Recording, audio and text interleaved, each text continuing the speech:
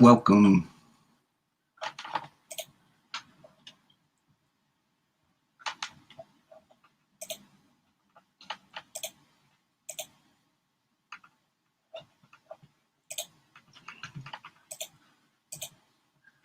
Welcome, folks, to the inaugural broadcast of the North Star. It's a new blog being run by folks involved with the Green Party in Rhode Island that is now forming. It's going to be called the Ocean State Green Party. I'm hosting tonight.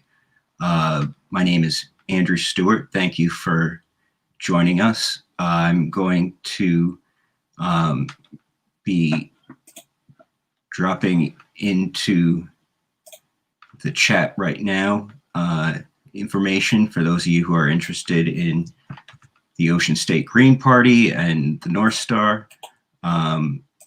And then we're going to go pretty quickly into our conversation with Margaret Kimberley. Margaret Kimberley is a member of the Green Party of New York. She's an editor and columnist with the Black Agenda Report and serves on the Black Alliance for Peace Coordinating Committee. So, one sec, bear with me. And Margaret Kimberley. Hi, how are you? Quite happy to see you. Good, good. Nice to see you too. Welcome to what is the inaugural broadcast for the North Star on the inauguration weekend. Oh, nice to see you. Oh my goodness, I have a slight problem. I'm going to turn off the camera for like a second. Perfect. Back in a second.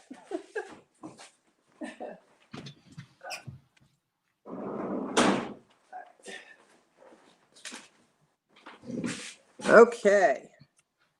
Everything's good now. Excellent. I am fantastic and better for seeing you, as the Irish say. You too. Thank you. Happy New Year. Happy New Year.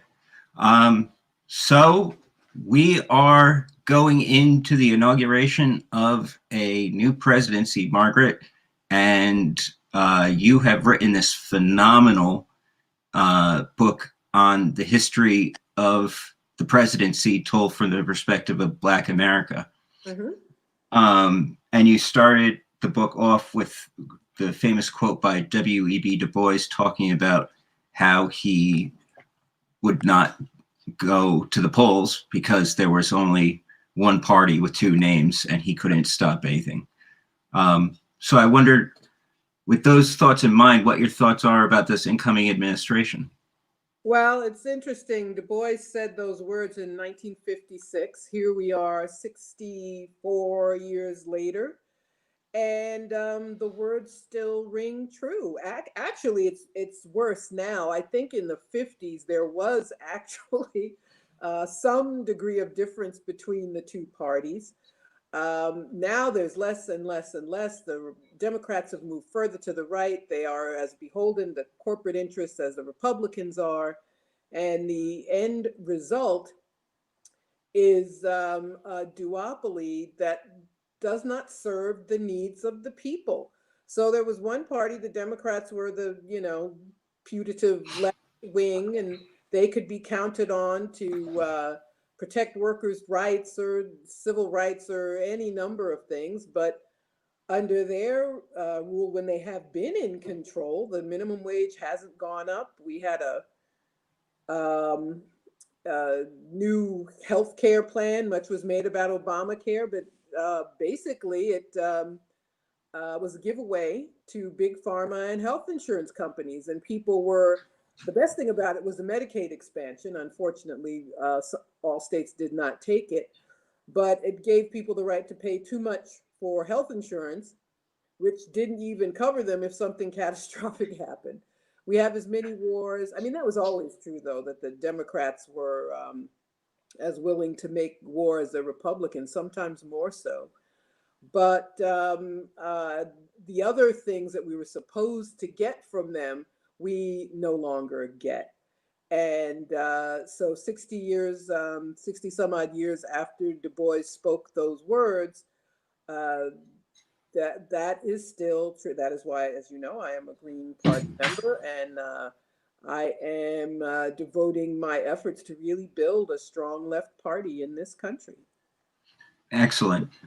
Um, so Kamala Harris and Joe Biden are coming in. What are Yeah, your thoughts as somebody who's been writing about them for quite a long time, actually? yeah, there's so much. First of all, this last week and a half since the riot in the Capitol, and some people are arguing, should it be called an insurrection? Is it a coup? Is it not? I'm just going to stick with riot. I think whatever else it was definitely that. Um, but their inauguration comes on the heels of this event, which was yet another trauma. I think Trump's election was a trauma to many Americans. Obviously, he got enough votes to squeak through an electoral college victory, but most people voted against him, did not want him to be president.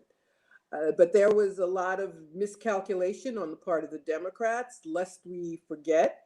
Hillary Clinton wanted him to be the nominee. She thought he'd be easiest to beat. There was some basic get out the vote efforts that she did not do, despite having $1 billion. How do you have $1 billion and you can't get 10,000 more votes in Michigan? So the end result was this man being elected who was hated and reviled by more than half of the country. And but the Democrats have been very ineffective in fighting against him. I've argued from the beginning, the fight, people, the question immediately was, how do we fight against Trump? And my answer was always the first fight has to be against the Democrats. Since so many people who otherwise have left opinions feel they have no choice but to support them.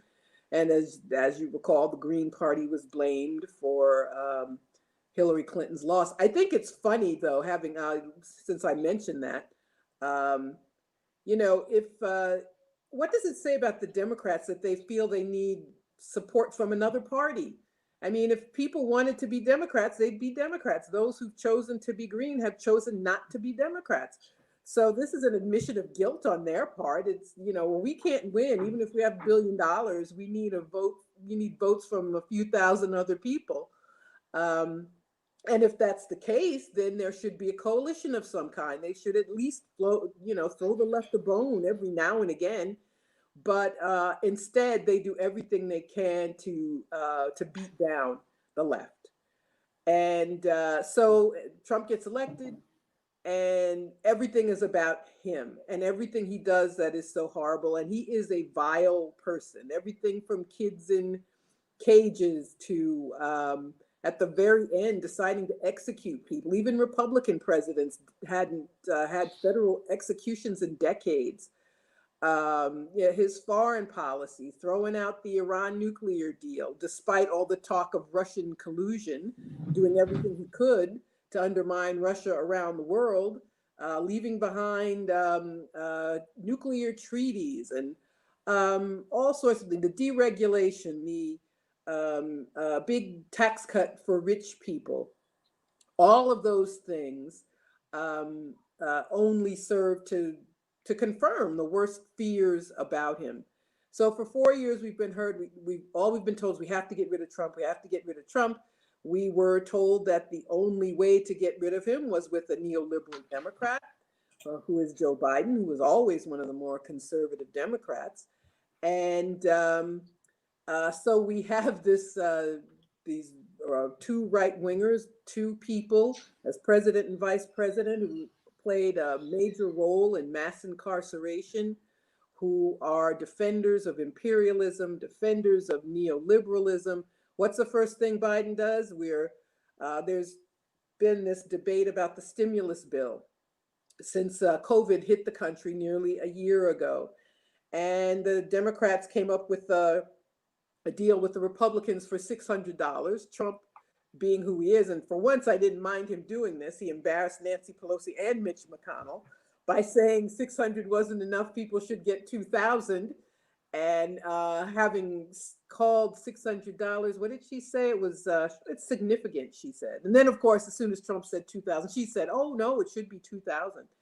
So Biden says, yeah, it's going to be 2,000. And what is it? It's going to be 1,400, because the argument is, well, you got 600, so 600 plus 1,400 is 2,000. So once again, helping the average working person is the last item on their agenda. In fact, they are committed to neoliberalism. They're committed to austerity, committed to keeping the quality of life in a precarious state, but not Trump. And of course, this event at the Capitol, this riot last week, has only accentuated that. So people who ordinarily would say something against Biden and Harris, who would speak up, who would protest, have silenced themselves. So we have the status quo coming back, the status quo who never served the interests of the people, who are dedicated to not serving the interests of the people, are going to be back. And most people are breathing a sigh of relief that they are back. Right. So we have one person who's commented, the Democrats seem to function and live on guilt and finger wagging at the left these past few election cycles, as you just said. Yes, absolutely. What are your feelings on the way that identity is being invoked by the Democratic Party over the last, 12 years now? Well, what the Democrats ought to do is just do right by people. That's all you have to do. Be in favor of the things that people expect Democrats to be in favor of. Raise the federal minimum wage is still less than $8 an hour. Obama had the, Democratic majority in both houses for 2 years, and they didn't touch that. There's still 2 million people incarcerated. There is one of the reasons Trump won, of course, he didn't mean it, but he talked about bringing living wage work back to the United States. But their fealty to capital, to finance capital, means they don't care. So the quality of life worsens steadily. And so here we are with identity politics. So Kamala Harris, she's the first female vice president, first non-white vice president. She's Black and she's an Indian. And oh my God, isn't this wonderful? Well, I would trade all of that for knowing that the issues I just spoke of, Medicare for all, that those issues would be addressed. I would trade all of the identity issues for the Democrats being the party that most Democrats want them to be. Gotcha. So this is a fabulous book, Prejudential, Black America and the Presidency. And it is a litany of real horrors and tragedy. And I think that's an important wake-up call, especially this week, as you hear the people in government saying the halls of our hallowed institutions and things of that nature. Right. You begin with George Washington, of course, and you say his story, sanitized for elementary school children, is a fundamental example of the lies told about our nation's history that keep Americans ignorant of the truth and how it affects them today. Mm-hmm. Yeah.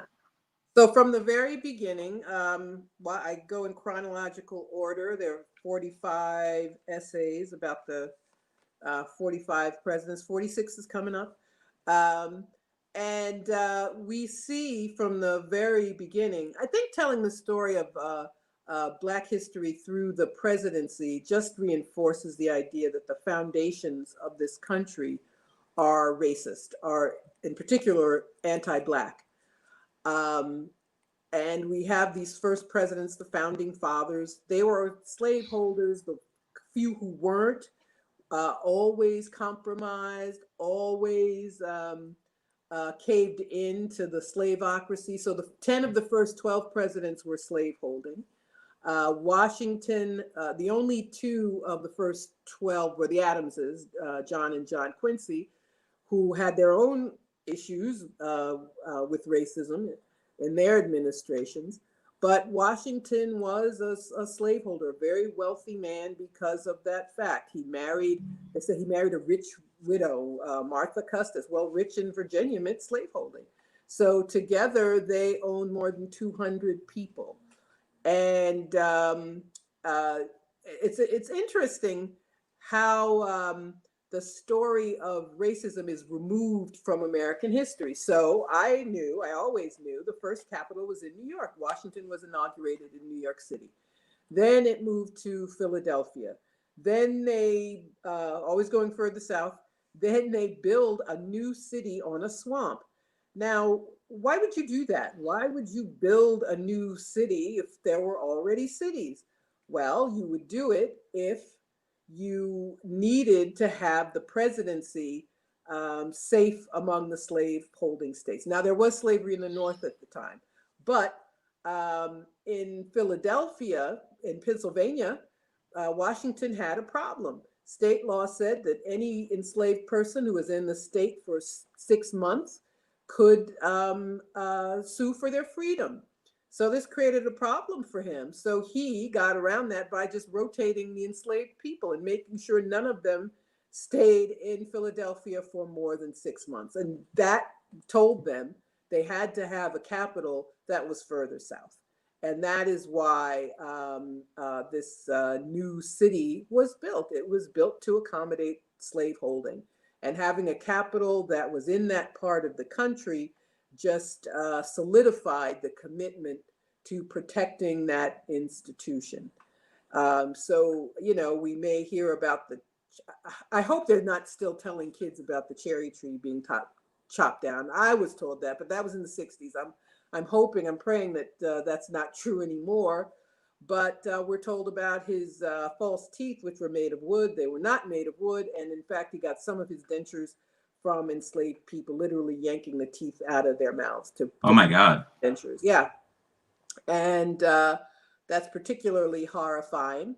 But that is how it all begins. That's the beginning of the country. There's been a lot of controversy about why the founders wanted to break away from Great Britain. But I believe, and it was partly to protect slavery, but partly they wanted to continue expanding across the continent. And the British said, no, you can't, no expansion past the Appalachian Mountains. And they weren't having that. They wanted the whole thing. So that is the foundation of this country. And it's something that must be recognized and discussed. Right. You say great irony exists in the fact that Washington is now the quote unquote blackest surname in the United States, because 90% of Washingtons in America are Black people. And it's not clear how many of them might be descended from Washington or enslaved people held on his estate. Right. No one knows that. It's I use the example of Booker T. Washington, who said he chose, now some enslaved people did have last names. He was one of those who did not. And he said when he was a boy in school shortly after the Civil War and he was asked for his last name, he said he instinctively chose the name Washington as a way to connect himself with the country. And that is the irony of life for Black people here.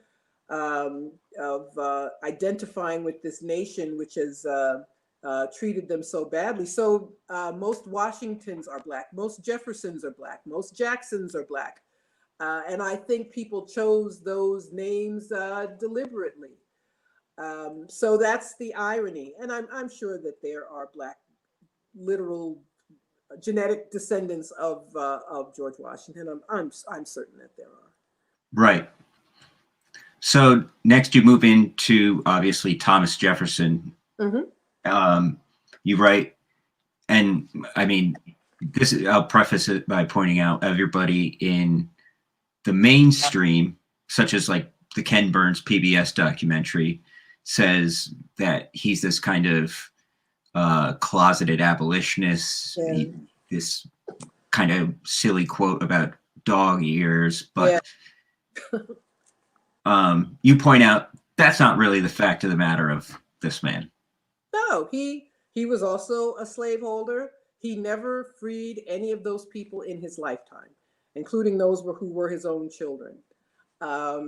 He was president during the Louisiana Purchase, and which expanded the states westward, which expanded the territories that where there could be additional conquest of the indigenous population, bringing in the plantation economy.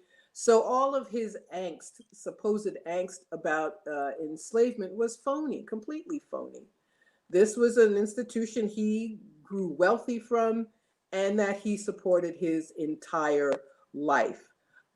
He could have done things, for example, well, I wanted to say this, relocating the Native American tribes. He told William Henry Harrison, a future president and the governor of the Indiana Territory at that time, quote, "Should any tribe be foolhardy enough to take up the hatchet at any time, the seizing of the whole country of that tribe and driving them across the Mississippi as the only condition of peace would be an example to others and a furtherance of our final consolidation," unquote. So he could have, in this new territory, he could have come up with, there were these gradual emancipation plans. He did nothing of the sort. And another thing, he said, I don't want to read the whole thing. Visitor to Monticello in 1820 wrote of Jefferson's determination to make the new Louisiana Territory safe for slavery. Let's see. By those who, okay, Missouri question, the Missouri Compromise, which happened shortly after he died. He said the Union would be broken if anti-slavery forces didn't quiet themselves and disappear. He predicted civil war, which turned out to be true, but I don't think he comprehended the defeat of the slaveocracy. He also played a role in building the Capitol in this new region. And there's a story of Kosciuszko, Tadeusz Kosciuszko, who was Polish, who fought in the revolution.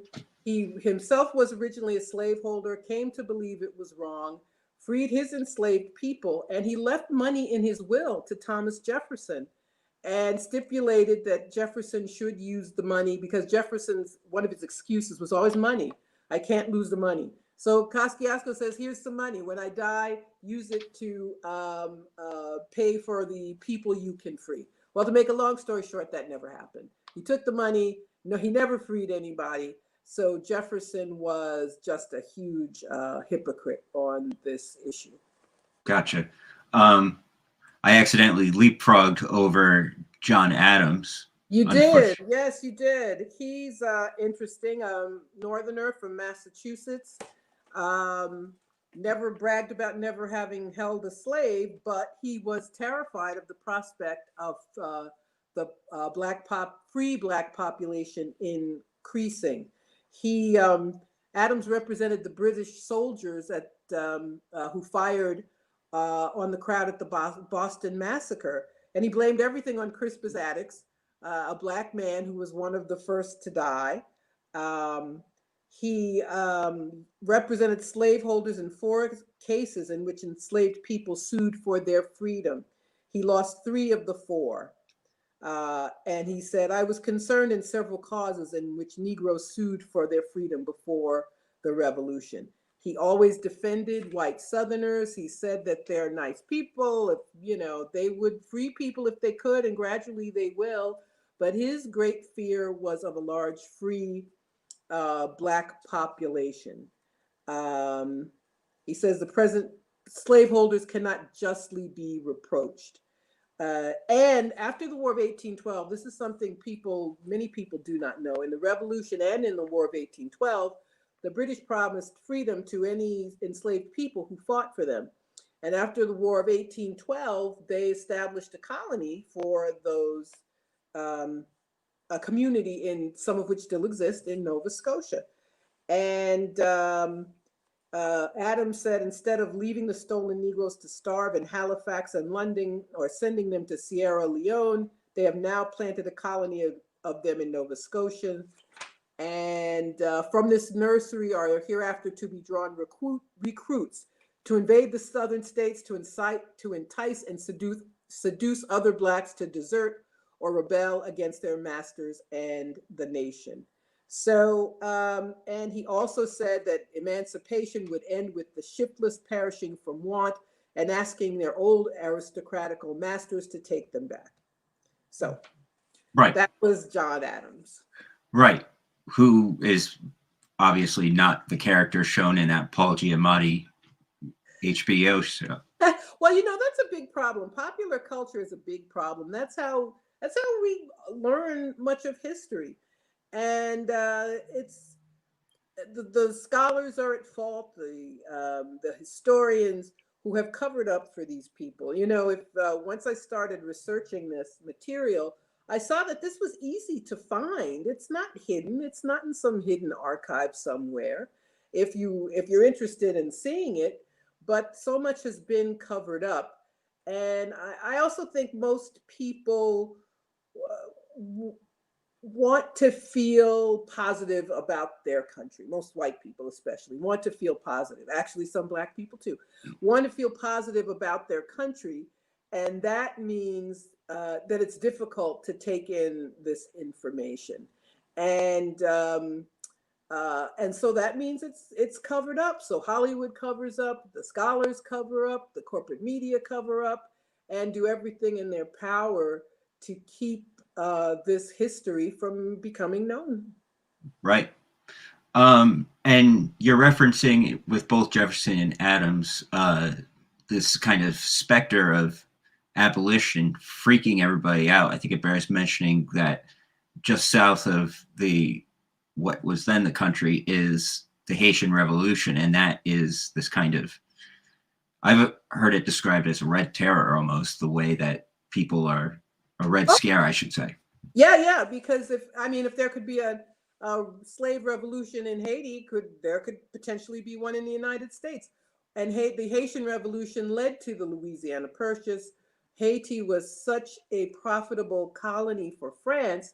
They lost millions of francs when they lost Haiti, and that is what moved them to sell their U.S. territory. So it's a great irony of history that in winning their freedom, the Haitians actually, and I'm not saying this to blame them, it was one of the great acts of history, but caused a situation to occur where enslavement spread in the United States, because states like Louisiana or Arkansas were U.S. territories, or Texas eventually. And that was a cause for enslavement to spread across the country. Right. So after Jefferson, there's Madison and Monroe. And your thoughts on them? Madison's another hypocrite who claimed he didn't like slavery, and he was another liar. He is one of the presidents who pushed colonization, that is to say, sending Black people out of the country. And he was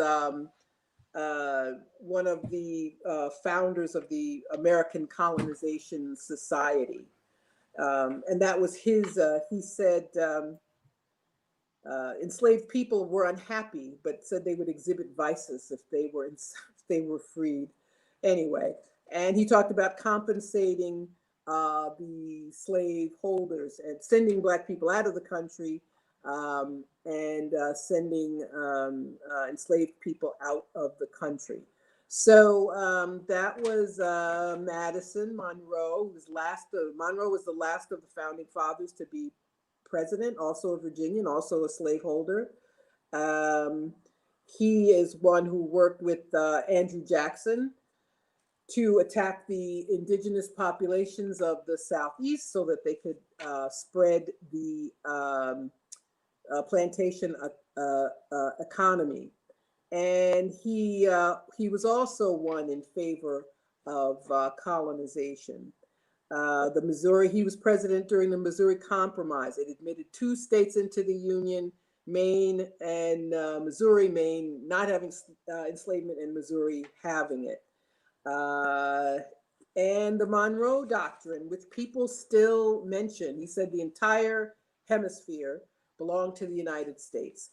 And the Europeans, it was meant to keep European powers out. But people talk about it now. If you talk about Venezuela, there are people who will say the United States has a right to decide who runs Venezuela because of the Monroe Doctrine. So 200 years later, which is amazing to me. I mean, shocking, not shocking, I guess is how I would describe it. Right. And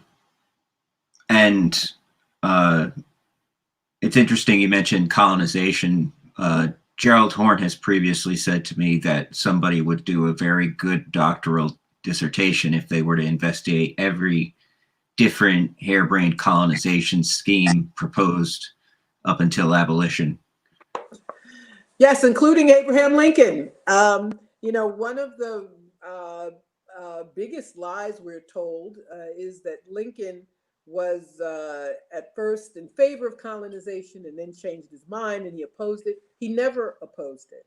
There was, in fact, a colony briefly that was off the coast of Haiti, a small island called Ile La Vache. And as late as a couple of weeks before he was assassinated at the end of the war, he spoke with one of his former generals about coming up with a plan to take Black people out of the country.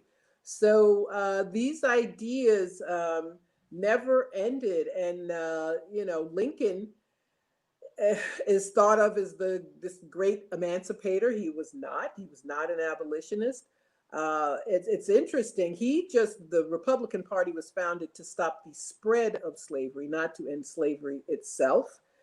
And but the Southern states gambled and lost. They were so freaked out by the idea that there could be a president who said they couldn't keep spreading slavery that they started a war, which they were doomed to lose.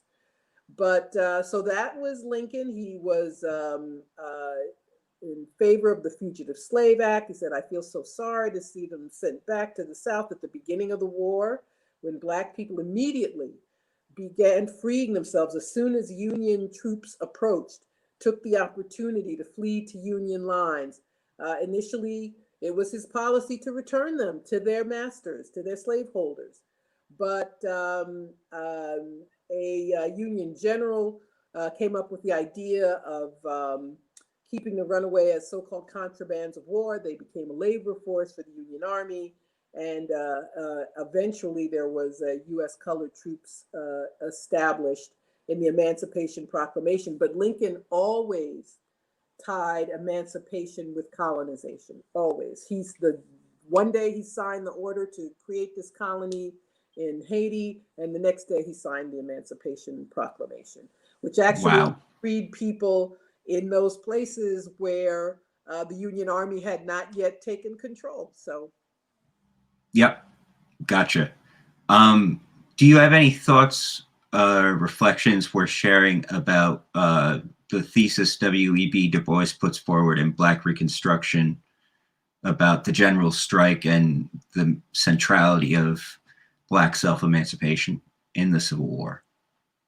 I don't know what you mean by a general strike, but he obviously, and it's a great book of Reconstruction. Du Bois points out that Reconstruction improved life for the entire country, not just for the newly enslaved people. There was no public education in the South until Reconstruction. And he's a fascinating man, Du Bois. You could spend a lot of time talking about him. He lived until, actually, I think he died the day of the March on Washington. I don't know why I remember that, but he died in Ghana. He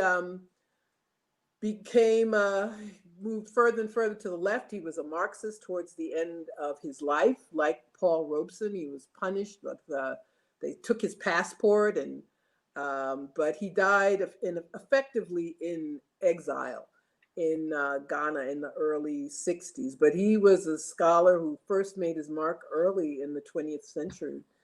Fascinating man. Right. Okay.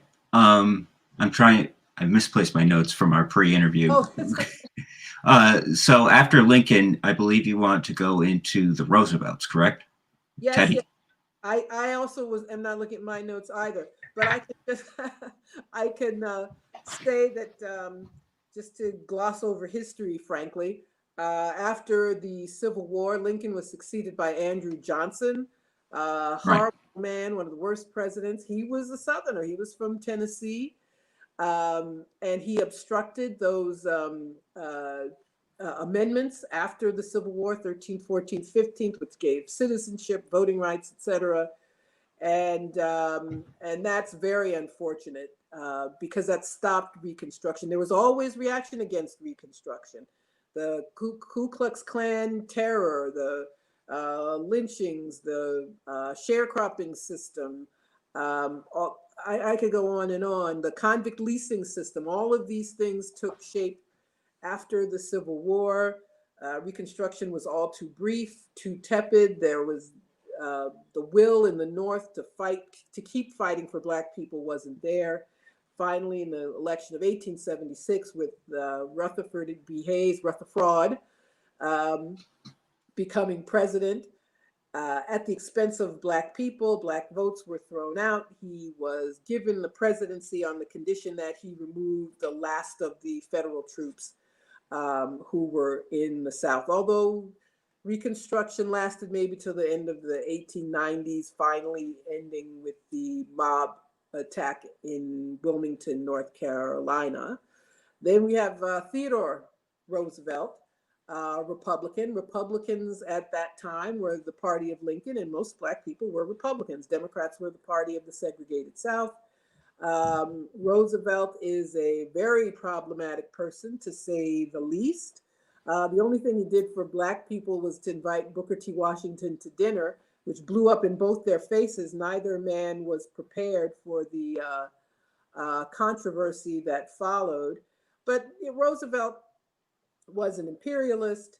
He, one of the worst things he ever did, there was a, um, a regiment of Black soldiers stationed near Brownsville, Texas in 1906.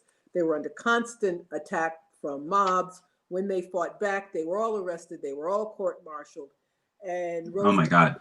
didn't announce he was going to court-martial them until after Election Day, in order to make sure that those Black people who could vote helped Republicans in Congress. He said that rape was the principal cause of lynching. There was no reason for him to take any action against lynching because it was all the fault of Black people. So he was an ardent white supremacist. He said white women had a responsibility to have babies and maintain a white population. So that's the Rough Rider Theodore Roosevelt. I want to mention before I get to Franklin, Woodrow Wilson, the man who turned back the clock in so many ways. He was a Southerner, he was a Democrat. Um, Washington, D.C. had been desegregated. He brought segregation back to the city of Washington. He screened the film Birth of a Nation, the paean to the KKK, in the White House. He was terrible. He did nothing that called the Red Summer. There were a series of mob attacks against Black people across the country, in the North, in the South, right after World War I. So he was quite disastrous. And he made Franklin Roosevelt the Assistant Secretary of the Navy, and Franklin Roosevelt was tasked with implementing segregation in the federal workplace. Oh wow. Yes, he did. There's the saint of progressives. Yes, yes, that's him. Well, he was a Democrat too, and that they were the party of the segregated South. And as president, FDR did not do anything specifically to help Black people. He would always say, well, I would if I could, but I need those Southern senators to support this or that. Of course, the New Deal policies, the Social Security Act, and other things helped everybody. So there were Black people who were able to benefit from the policies he enacted for the entire country. But again, the only civil rights legislation he passed was for in regard to the defense industries during the war, and that's because A. Philip Randolph threatened a march on Washington. So, and Eleanor Roosevelt played a role too. And it's very funny, you know, Black people of that generation love the Roosevelts. My parents and other people speak of them with, you know, great admiration. And she was, among other things, friends with Mary McLeod Bethune and other Black people at a time when Black people were disappeared. So I can understand why having Marian Anderson sing at the Lincoln Memorial on Easter Sunday was a big deal for Black people. I get that. But it's important for us to know what it did and did not mean. There wasn't much. I actually, there's one Roosevelt story I want to read. And it's a story told by Thurgood Marshall. Marshall went to Attorney General Francis Biddle to seek his help in the case of a Black man accused of murdering a white sheriff in Virginia. Biddle called the president with the intention of discussing the matter and asked Marshall to listen to the conversation on another phone. He was stunned to hear Roosevelt say, quote, "I warn you not to call me again about any of Eleanor's niggers. Call me one more time and you are fired." End quote. So that was Wow. FDR and Black people. I always love to tell that story. Wow. Yeah. You know, Franklin Roosevelt is really the last of a generation of progressives that includes Teddy and Woodrow Wilson. And it's a very fascinating way that the progressive movement begins in the late 1890s, early 1900s, assuming the populist rhetoric, the populist party's rhetoric, some of their platform planks, but reflects it through a kind of racialized lens. And I'm curious what your thought is, because we still see that today, where now primarily the Democrats kind of osmosis manner absorb some of the rhetoric and demands of the radical left movements. Yeah, well, that's what we get in American history. You know, it's so disappointing that we're expected to admire these little tepid reforms. You know, it's never anything that it should be. And Democrats today, 75 years after Roosevelt has died, are still living on the legacy of the New Deal. Everyone's still talking about the New Deal. That's because the last Democrat to really do anything substantive for the people was Johnson in the 60s with Medicare and Medicaid and the war on poverty, much of which was done away with, chipped away over time. Reagan is one who slammed the door shut on the federal government playing any role to help people. But what's progressive now is so weak. I remember when last year when Bernie Sanders again was nomination race rigged against him, and he again endorsed the Democrat. He said Biden will be the most progressive president since FDR. Well, I would hope so, but I'm not counting on it. If $2,000 turns into $1,400, and once again the Trump administration has made people support things that are so meager, and I'm afraid that's going to happen. But I'm really hoping that the left can bring themselves together. You know, one of the things I wondered about after the riot in the Capitol was, why can't progressives? We need so much. We need a minimum wage increase. We need to get rid of student loan debt. We need Medicare for all. And that's just domestic policy. Let's not start talking about foreign policy and an end to imperialism. If the right can get thousands of people to Washington, I'm not suggesting that we attack the Capitol, but we don't, and we have concrete demands to make. that would improve our lives. But there is this adherence to liberalism, to convincing ourselves that some of these people we're talking about did more than they say, and that what they did still counts today, when in fact it doesn't, because they are the corporate party too. Right. So I know you wanted to talk about the post-war presidents as well, and so I'll let you just go at the Sure. ones. Well, let's see. We had Truman. After Truman was from Missouri, came from a slaveholding family. He was a member of the Klan as a young man. He claimed that his life was threatened or something crazy. They threatened him if he didn't join. But in the 1920s, the Ku Klux Klan was quite popular. So he joined because he wanted to. He did desegregate the military, but he also he did nothing about lynching. There was never anti-lynching legislation. He Paul Robeson managed to secure a meeting with him, he and others, in a group to talk about anti-lynching legislation. And Robeson, being Robeson, didn't back down. And he said, Truman just said he was thinking about it. And Robeson said Black war veterans might cause a natural emergency that called for federal intervention.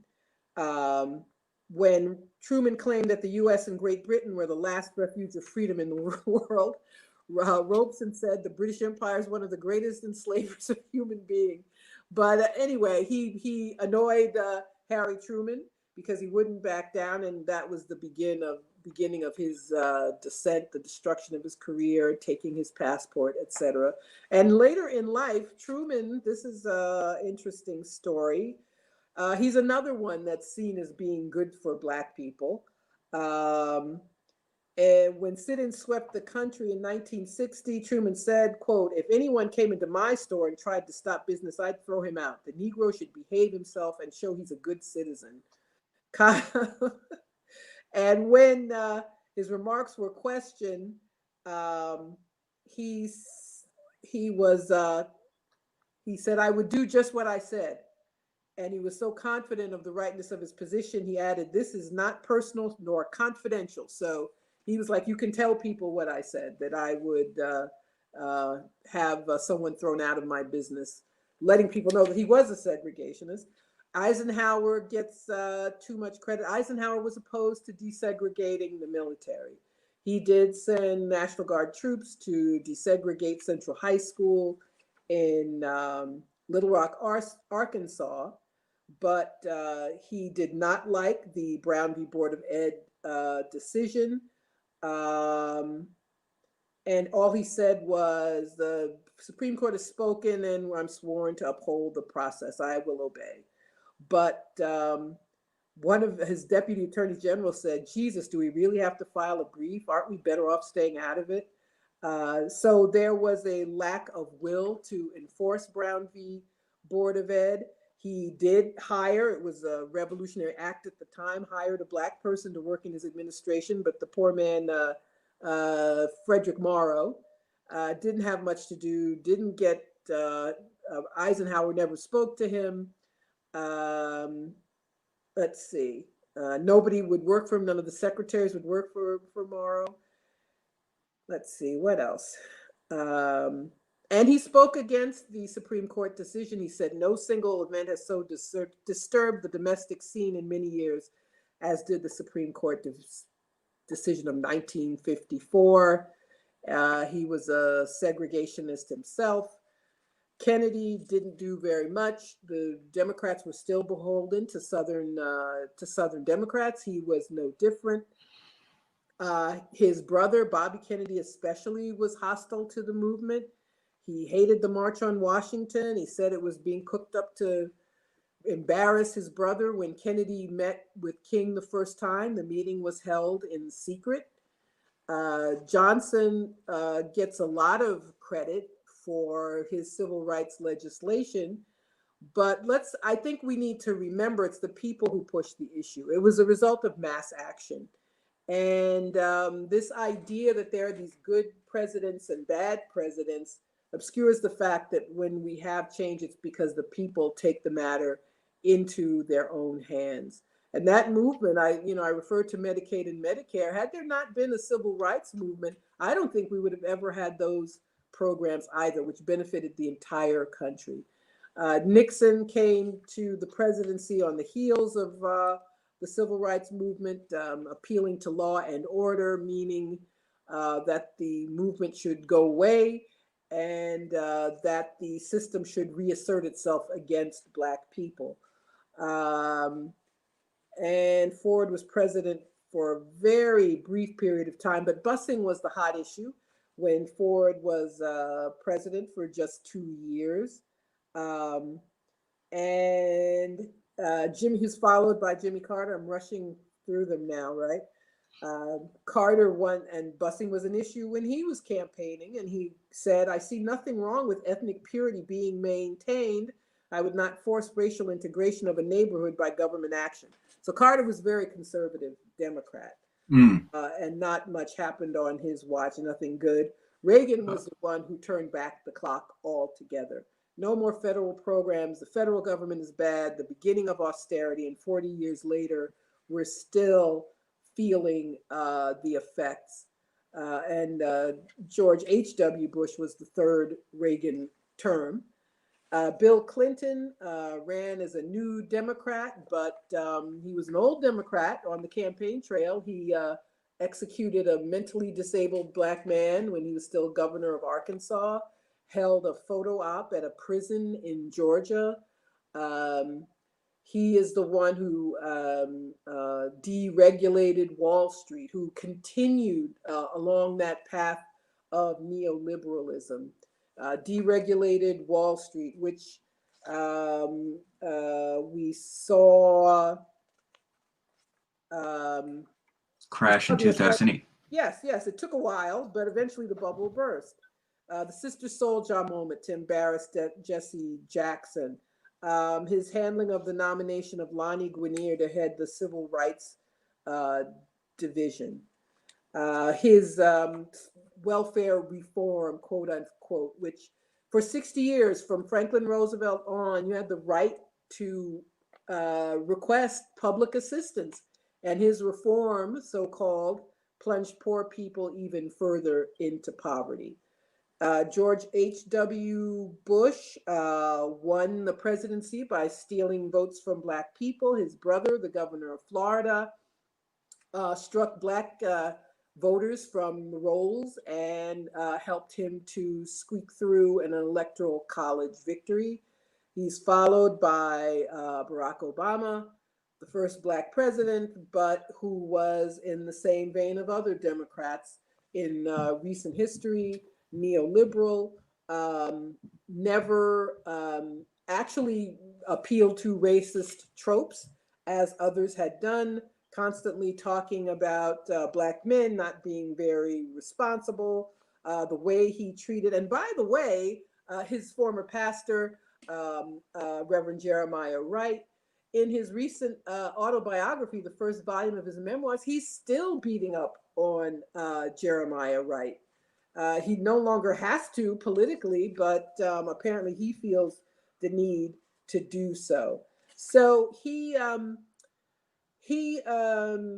solidified all of the policies that had been going. Someone said that every president since Reagan is just a continuation of Reagan's presidency, and I think Obama proved that. But there was so much excitement generated by his being the president of the United States, the first Black president. But one of his tormentors was Donald Trump, who insisted he wasn't born in the United States, which everybody really knew that, what were they called? The birthers. And Donald, we talked a little bit about Trump before. He won by appealing to some common sense things, as we mentioned before, the loss of living wage work. That got him a lot of votes, but he also openly appealed to racism. but he's not the first one to do it. And I think it's important to talk about all of these presidents and not to act like he was some sort of anomaly and everything was fine until he took office. But the fact that he did not win the popular vote hurt him in 2020 when he ran against Joe Biden, Obama's vice president. I'm convinced that they rigged the nomination for Biden as well. They wanted to make sure it was not going to be Bernie Sanders. They got other people to drop out. They all coalesced around Biden, who was always one of the more conservative Democrats, which ironically is why Barack Obama chose him to be his vice president. And he has a history of, he was the point person against busing in the 70s. He made statements such as the country will turn into a racial jungle. He didn't want his kids to grow up in a racial jungle. Stories about Corn Pop, a black man he had a fight with when he was a young man, very bizarre things. But he's a neoliberal, he's a conservative, and he was recorded telling a group of funders that nothing will fundamentally change if I'm elected president. So that's Right. that's his promise. So we're not going to have Trump, not going to have crazy tweets, but we will have a continuation of the neoliberalism and imperialism that have been part of U.S. Policy for decades now. Right. I've got some extra time. I don't know what your schedule is. I'm happy to go longer if you like, or if you've got. Yeah, a little longer than 7. We can go a few minutes past 7. Okay, so what are some major takeaways and thoughts that jump to mind after reviewing this history, moving forward, not just in terms of the presidency, but in general? Like somebody asked earlier, what do we do to undo this mythology? Well, that's hard to do. The presidents loom very large in our lives, but the short answer is we tell the truth. And if people have not bought my book, they should. And books like it. There's a great book, The Black History of the White House by Clarence Lusane. There's the Zen Education Project. There's anything that tells the uncomfortable story is something we need to repeat. And we need to do it even though that's not the popular thing to do. You know, Trump said in 2017, when his supporters rioted, they're always rioting, aren't they? In Charlottesville, Virginia, and that began as an effort to remove a statue of Robert E. Lee. And Trump pointed out that he said, well, Washington and Jefferson were slaveholders. Should you take down their statues too? And the New York Times took a poll of its readers, and only 4% wanted to remove their statues. So we can see why these mythologies continue. And especially when you're talking about the presidents. I mean, their faces are on the money. There are cities named after them. The capital's named after Washington. There's another state named after Washington. Colleges, schools. We have a President's Day. So they are the touch point for millions of people in examining the country's history. And there's a lot of resistance to saying anything negative about them, even when it's something truthful. So because that changes the way people feel about the country as a whole. But that shouldn't stop us. I also say something else. You know, we need new heroes. If I've said if there's a white man from the 1800s you want to admire, it should be John Brown. There were people who were truly abolitionists. You can admire them. You can admire a great artist. There's any number of ways to be proud of people, of Americans, and things that have happened here, but that should not be. It should not be a phony admiration, in my opinion. So you're living in New York, and what has it been like to witness the spectacle of fanfare over Hamilton, which, Oh my goodness, I am so out of the loop. When I started writing this book, I basically one thing you need to do to write a book is just kind of cut yourself off from anything distracting like popular culture. So I'm one of the few people who, among my cohort, who didn't see the musical. People never heard the cast album, don't know the songs. So I was a bit in the dark. I knew there was a play about Alexander Hamilton. It was supposed to be hip hop in it. I did not know there were Black actors portraying Washington and Jefferson and all these dreadful people who were slaveholders. Now it has been proven that Hamilton himself was a slaveholder as well.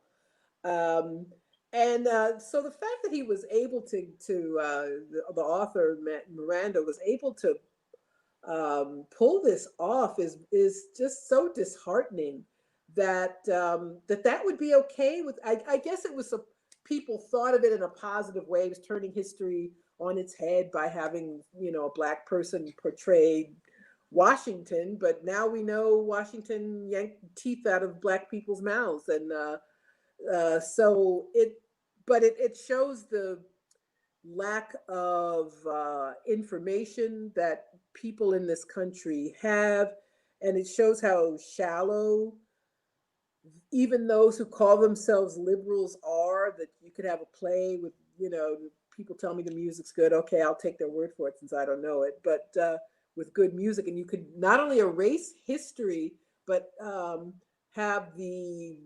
victimizer portrayed by a descendant of the victim, and that would be okay.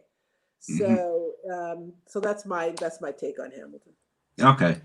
Yeah, I mean, it's a fascinating thing because on top of that viciousness and that history, there's also the fact Hamilton is the ultimate bourgeois figure trying to start a bank that's favoring the rich and everything else. And so it's that added layer of class warfare. Yeah, he was.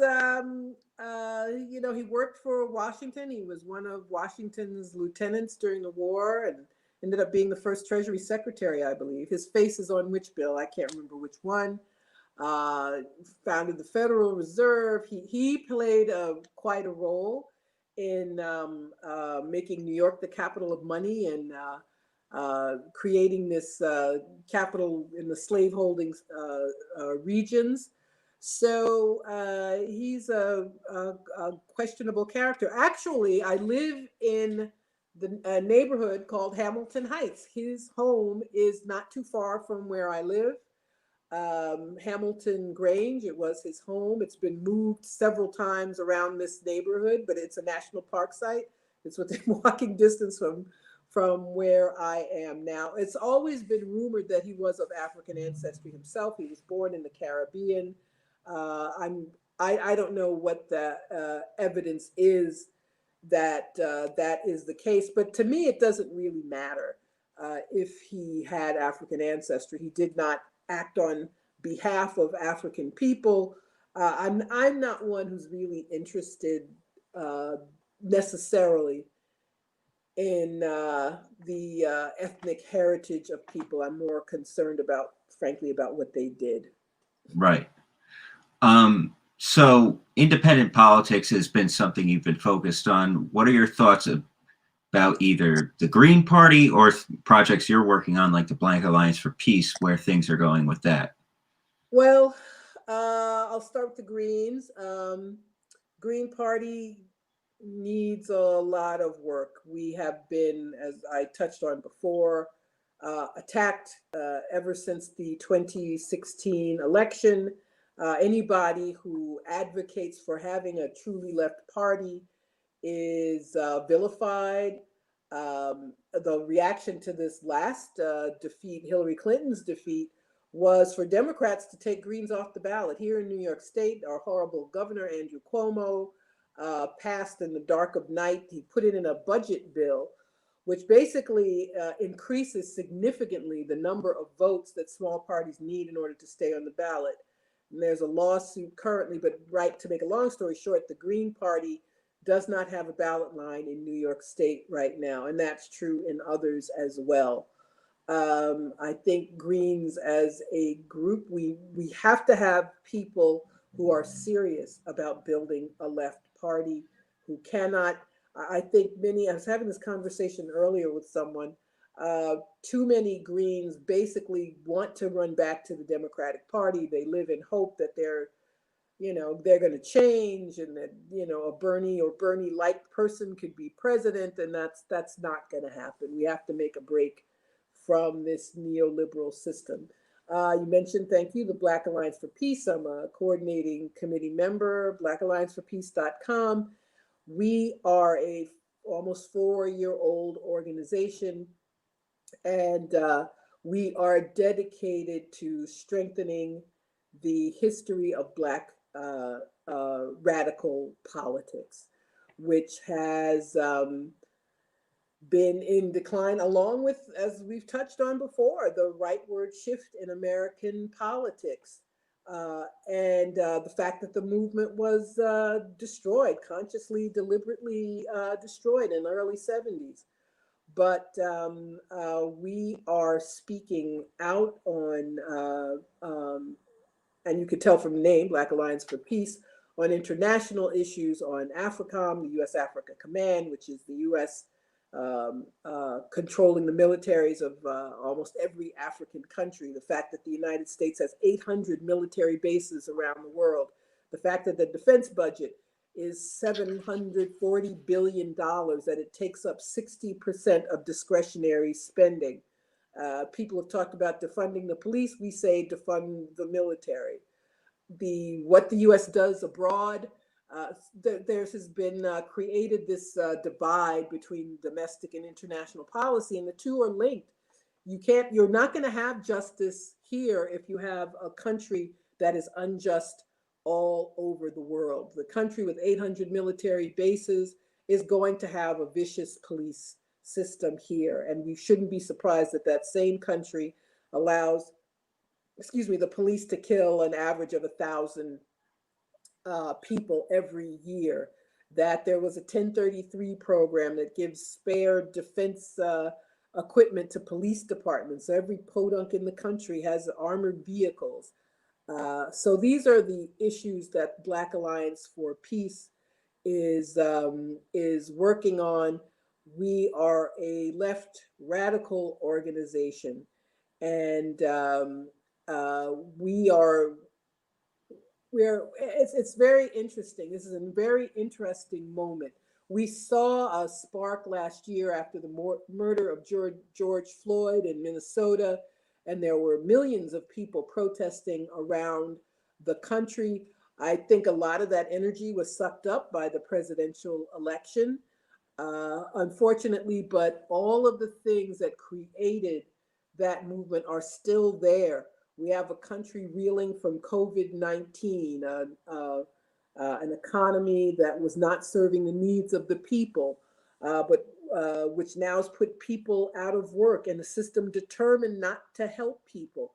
So these are the things that Black Alliance for Peace is dedicated to organizing. We are a group of organizers, and we want to make sure that we create a space for those people who are really determined to change this system. Because that's what happened in the 60s. We can't fetishize the civil rights movement without talking about what happened. And there were organized groups, there were dedicated individuals, and we believe that that is what can change the country again. Gotcha. Do you have any thoughts in closing before I let you go? Well, it's going to be interesting. Biden is going to be inaugurated next week. Hopefully, Trump isn't going to, try to do anything else. The last thing before I got online with you, I saw that one of his backers, the guy with the My Pillow company, went to the White House and had notes about martial law, something crazy. Hopefully, he's just going to go, and there won't be any mobs, there won't be any riots, and we'll have a new president. But He bears watching, and the thing I most want people who consider themselves to be on the left to remember is that we have to have an adversarial relationship with politicians. They're not our friends. And those moments in history where that have benefited the people the most have been when the people were organized and spoke out and took action and went on strike and protested to improve their condition in the country. And that is definitely true this time. We have control of the Senate, barely control of the Senate and the House, and the president has a lot of power. So we will see what Joe Biden, who promised nothing would fundamentally change. We know he doesn't want to fundamentally change anything. The issue is the rest of us and what we do to fight for ourselves. Every act we take must be on our behalf, on behalf of working people, on behalf of people out of work, on behalf of the incarcerated, on behalf of the people who join the military as the poverty draft, and end the injustices that are taking place around the world because of U.S. policy. Absolutely. Margaret Kimberley, it has been a great pleasure and honor to have you and to have this interview. Thank you so much for your time this evening. Thank you so much, Andrew. Have a good one, folks, and thank you for watching our audience out in cyberspace. Peace and good night, folks. Good night.